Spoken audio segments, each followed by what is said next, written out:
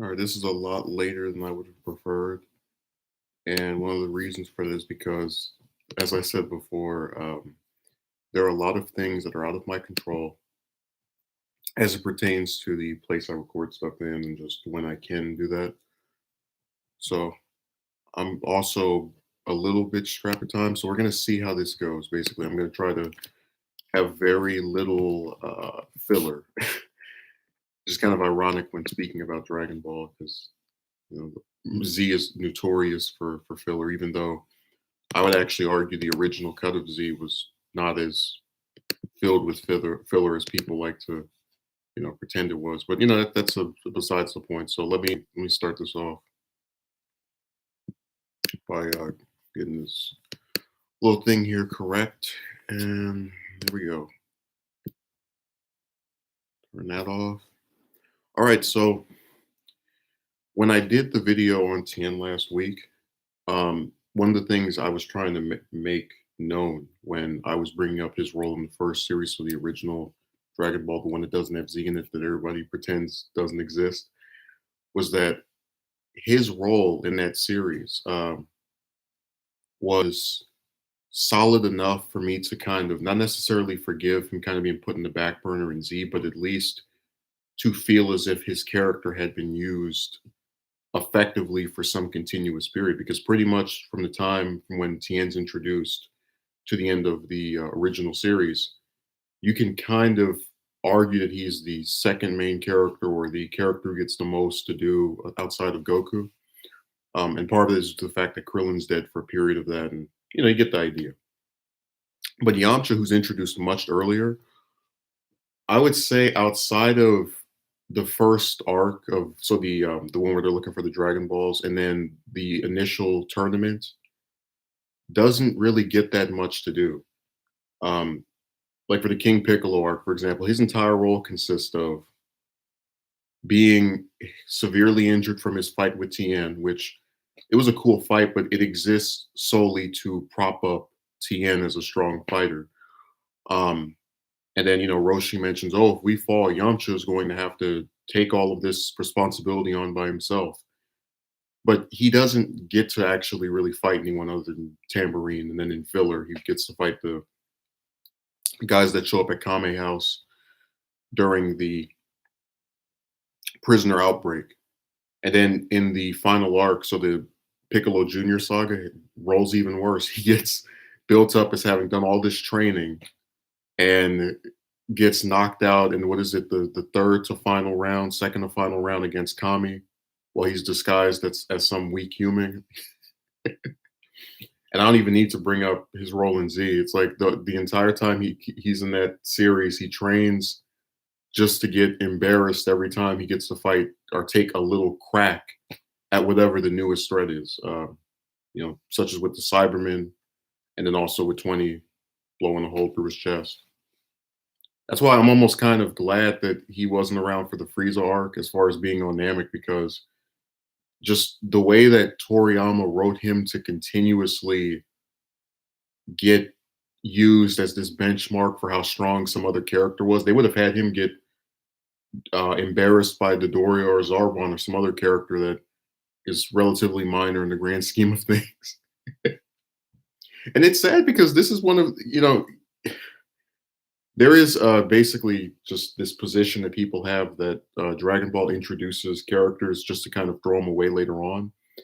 And I've tried to, when I was doing the stream this past week, I fought against that position because I said, if that's really true, right, that all these characters show up, they get to be strong once and then just completely be forgotten about in the great old grand tale of Goku, how the hell did Frieza and 17 come back in the Resurrection F and Tournament of Power arcs and still get to play some role in the story after that? And my reason for mentioning that is because those two characters before the last 5 or 6 years were relics of their respective arc of Z. No one really thought, you did get the Super 17 stuff in GT and then Frieza showing up in filler, but there was this consensus that those characters were done.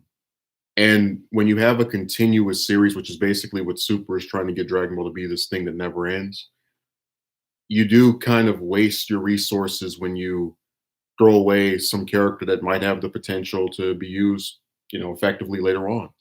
And I was actually really, even though I was annoyed by Boo getting replaced by Frieza for the Tournament of Power, the one saving grace of his inclusion was that the Golden Frieza arc was no longer just this thing that happens with no consequences, because him having that golden form originates from that arc, so it becomes, some measure of organic storytelling. Them leaving Yamcha out of that arc was kind of annoying, but considering how they treated pretty much every human that wasn't Roshi, so Krillin and Tien, they probably would have tried to embarrass him too. And it's like they just take turns where if they can't embarrass Yamcha, they'll embarrass Krillin. If they can't embarrass Krillin, they'll embarrass Yamcha. They just keep playing this stupid game. And Yamcha's got a lot of cool attacks. I would love to see, because he trained with King Kai, some kind of like, Kaioken Wolfang fist or something where it's just this big red fiery fist that blows up an enemy. It would be cool to see something like that.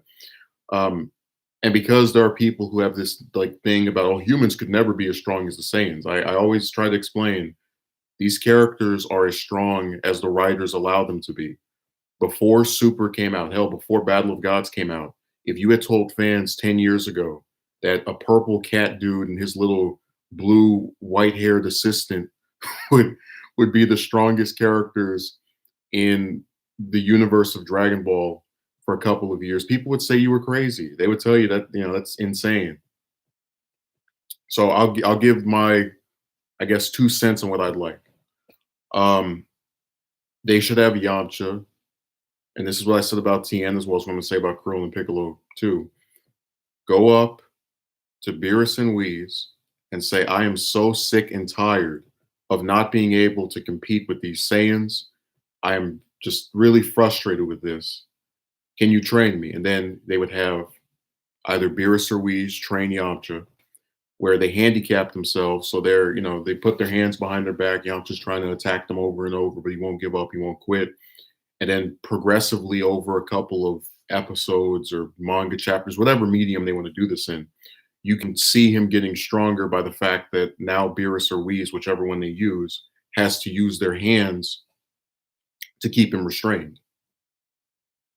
And that's really a bare minimum of what it would take to, from a storytelling perspective, explain why this character would get some massive leap in power. But they don't believe in justifying uh, power increases, which is why 17, as I always bring up, was able to come back after being weaker than first form Cell, and now is able to stand toe to toe with Super Saiyan Blues.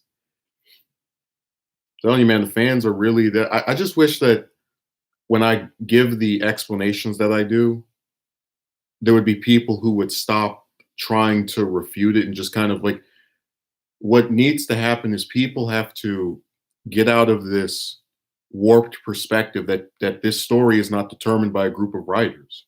You know, it wasn't God who said the humans must all be weaker than the Saiyans because I feel like it. It was Toriyama who said that. And Toriyama, who is a very creative writer and certainly was more so when we had the original manga, could just as easily make one of the humans ridiculously strong without any explanation, or with explanation, excuse me. And I gave one earlier. That's why when I did the stream last week and the person said, but you can't expect, yeah, 17 being stronger didn't make sense, but if you make Tien stronger, it's gonna make even less sense. And they say this after I literally gave a in-universe explanation and sequence, or series of steps for how that could take place without it breaking the logic of the story. Like, there is no pre-written Dragon Ball rule in any part of the lore that it is impossible for humans to be as strong as Saiyans. It just isn't there. So I really do hate the fact that that line of thinking does persist.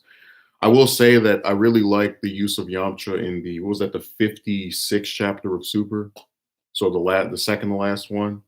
and I did a whole breakdown of why 57 got on my nerves because, but to kind of recap from that, the fights were too quick. They kind of just went by really, really fast without really being able to give anyone their proper time to, show their strength, their powers, or, some creative way of beating a villain. So even if I liked that Tien finally beat someone after arc after arc of being embarrassed, I still think it would have been better to give a whole chapter to that, or at least half a chapter, something that isn't just a 2 or 3 page bam, bam, bam.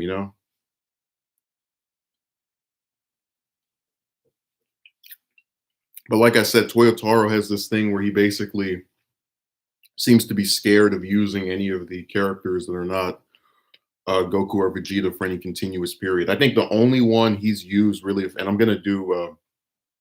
I intend to review the whole arc once it's over, but the only one he's used really effectively in this particular arc has been Piccolo. And even then, I still have some problems with. Like, I think it's the most solid use of his character since Super started. Objectionably speaking, I'm gonna just keep putting that word in front of everything I say. But yeah, Yamcha in that second to last chapter had this really promising showing, and then in the rush mess that was 57, we see him having a hard time with one of Moro's soldiers who I don't know what these people's names are. I know Moro is Moro, the goat guy, and then Saganbo is the top agent that has like the little circle things around his head. But he starts losing to this upper member of the group. And there was a brief part of me when I first read that, saw that page and said, okay, maybe Toyotaro is going somewhere with this. Maybe he's going to have a chapter where it's Yamcha fighting this guy by himself and then being able to prevail because of his techniques and skills and experience as a fighter. While we have the fight with Krillin and Roshi versus that blob chick, the fusion, the three chicks that fuse into one that person. And instead, because they put Goku at the end of that chapter, I'm about 99% sure that we might get 1 or 2 pages of Yamcha, Tien, and Shao-Tzu struggling against that guy, and have Goku just show up and smack him and completely embarrass him and really defeat That's why I said that it's so hard to like a lot of the modern Dragon Ball stuff because they want to have it both ways where they want to do what Z had, where you take Goku or whoever the strongest character is out of the equation, and so that stakes can be built, but then they don't allow for the other characters to have any continuous period of the strain of having to deal with whatever the threat is without their strongest person. So it actually builds stakes. You say hello to Ruben. That's one of the reasons I like the Garlic Jr. saga. It's Gohan, Piccolo, and Krillin having to figure out how they're going to save Earth without Goku, who, if he was there, could destroy Garlic Jr. in like one hit.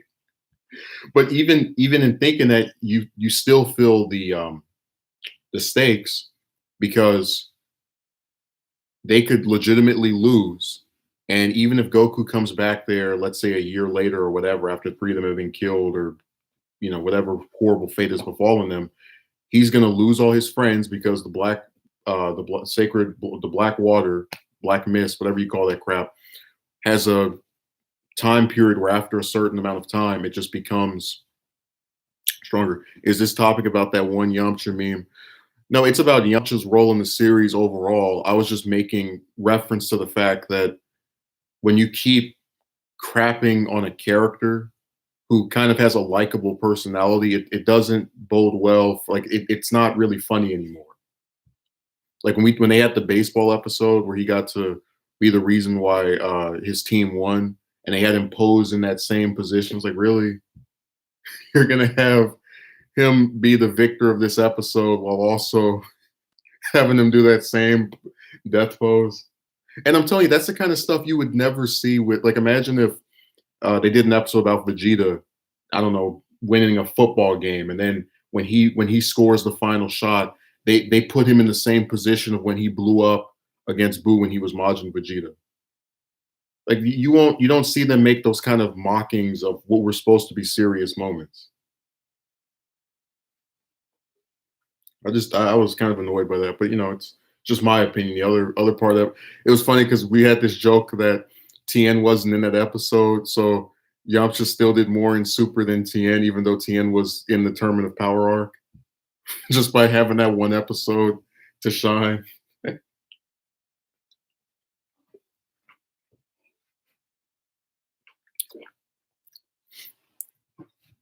Basically, if you're a human character, the only thing you can hope for is pretty much either getting like a little itty bitty spotlight every now and again, or you supposedly get to hang out with the rest of the main characters and just get strung along.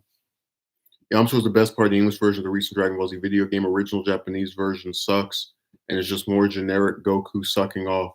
You mean like this?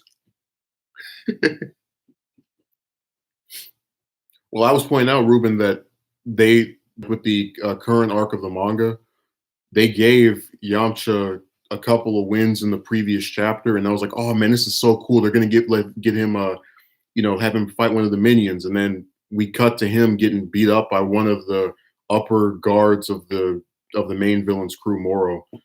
And I'm just like, really? Get a hit count like Krillin for the human characters? Actually, I think Krillin has been treated the best of any of the humans.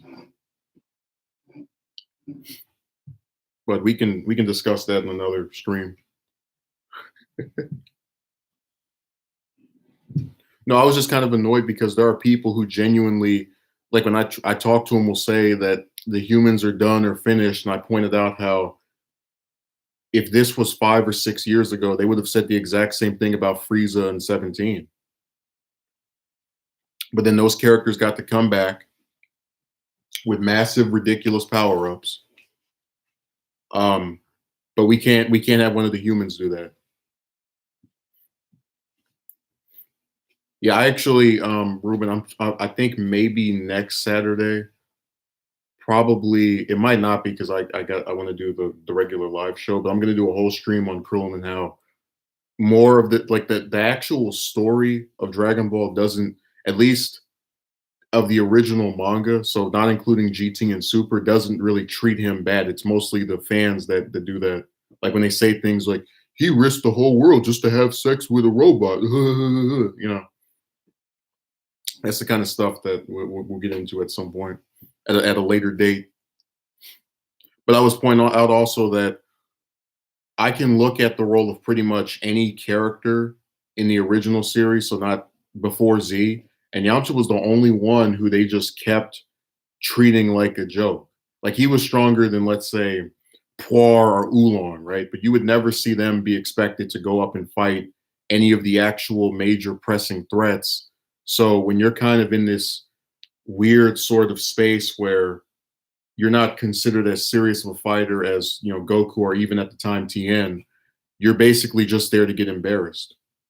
Originally built implied to be built up to be the most powerful Saiyan of all time because he was part human.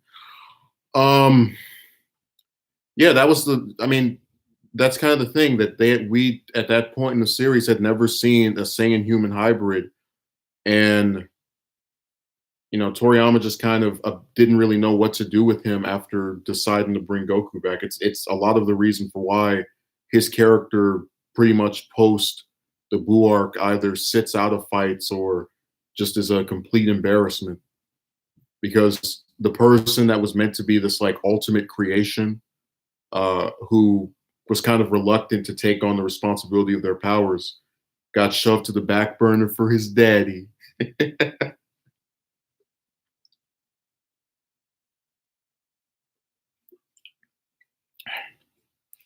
And the other thing is that they kind of had to throw that away a little bit for that. Like basically, if he was what the series was setting him up to be, this person that when he gets angry just becomes way more powerful, and you add that to his training, he's this ultimate creature, monster, demon. If they did that, they wouldn't have had the future Trunks timeline, because he would have been able to get pissed off from seeing Piccolo, Krillin, go all these different people die either against the androids or around that same period. For whatever reason, he would have powered up and then been able to take out the androids. But that part of his character that we kept seeing get built up, that he can stand up to pretty much any foe after being pushed to a certain point, it wouldn't have worked for that timeline, because it wouldn't have made it as tragic as what it ended up being. Like you can't have future Trunks if you have a Gohan that's written the same way as when he was first introduced.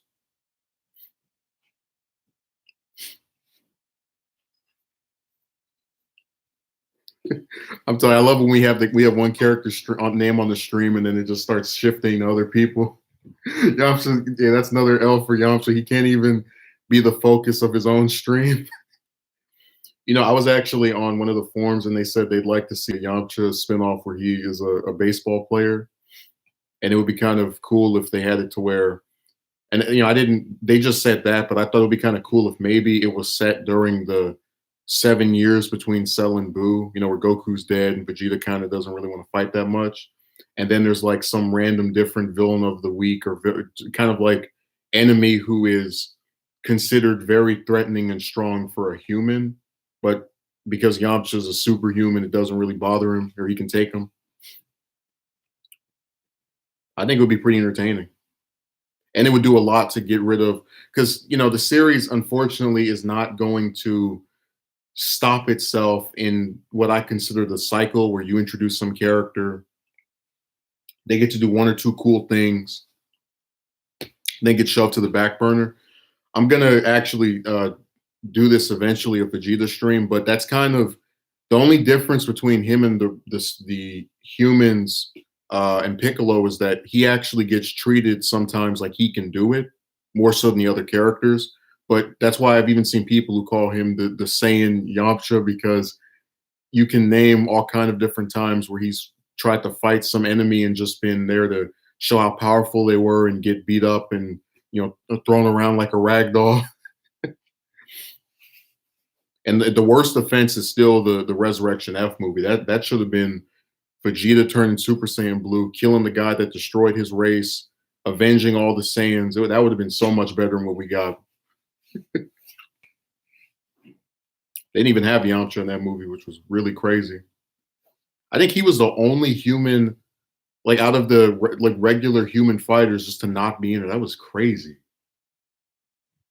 Because oh yeah, that's another thing. Yamcha, for some reason, has been recently in the last couple of years taking a back seat to Roshi, who I was told was supposed to have retired during the original series.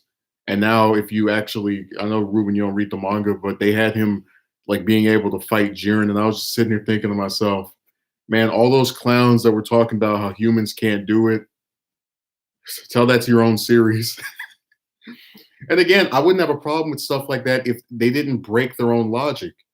Roshi was established as being weaker than literally every one of the, I wouldn't say the human trio, so being weaker than Tien, Yamcha, Krillin, but I guess technically Shao Tzu as well. And then now magically he's on a level of being able to keep up with the advanced forms of Super Saiyan.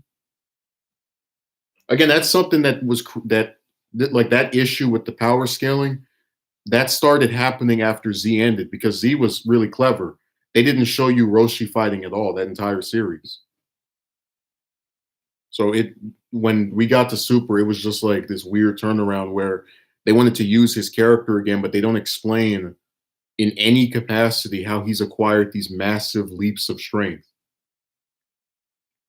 And again, this is to the detriment of Yamcha, because there's this weird thing where they put Roshi in and they keep Yamcha out. It's like you almost can't have one without the other for some reason, or you can't have both at the same time.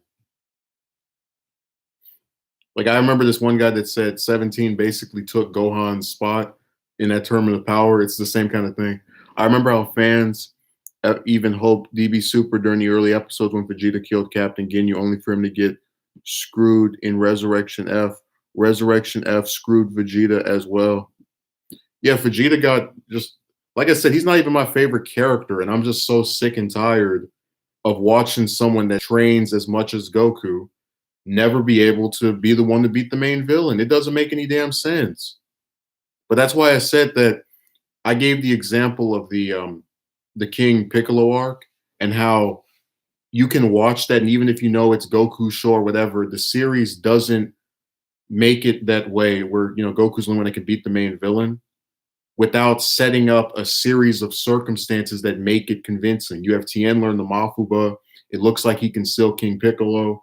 and then he makes a mistake because he doesn't expect or anticipate drum coming out and then screwing with the technique, and that technique drains someone of energy. So that's how they set it up for Goku to come in and then save the day. But it still is a realistic, or at least a defeat that keeps in line with the logic of the series. If you're gonna like, just this is why I'm so frustrated with Dragon Ball post the Cell arc, because at no point with Gohan up until the Buu arc did it just become so ridiculous with his like powering. But just like picture this: Tien can train for 20 years, but then he's weaker than a 7-year-old Super Saiyan Goten. Like that's stupid. Dragon Ball is just Goku overcoming the odds. Yeah, well, didn't have to be that way. I told you, man, every arc after Cell, it's like they have these little bits and pieces I really like, but they just can't nail the landing.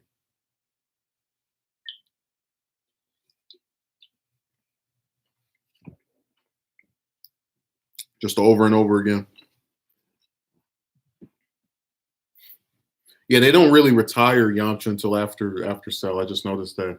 Like between the fight with Cell and then this last arc, so this the moral stuff, he has been basically just fully content with sitting on the sidelines and not even bothering the fight, and it's really kind of annoying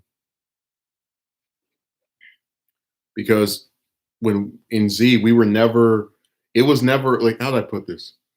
The six characters who always trained before the Buu arc screwed everything up, again without any cause or reason, right?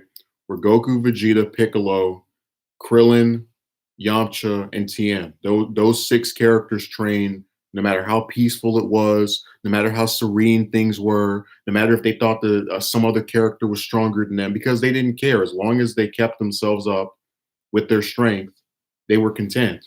So, they just magically made him just say, oh, I can let everybody else take care of things. And that pisses me off. But I got to go because this thing is happening. So, yeah, they wasted Yamcha. I hope they use him effectively. They were doing that the last couple of chapters. I don't think they will, but hey, one can dream. Humans need to make a comeback.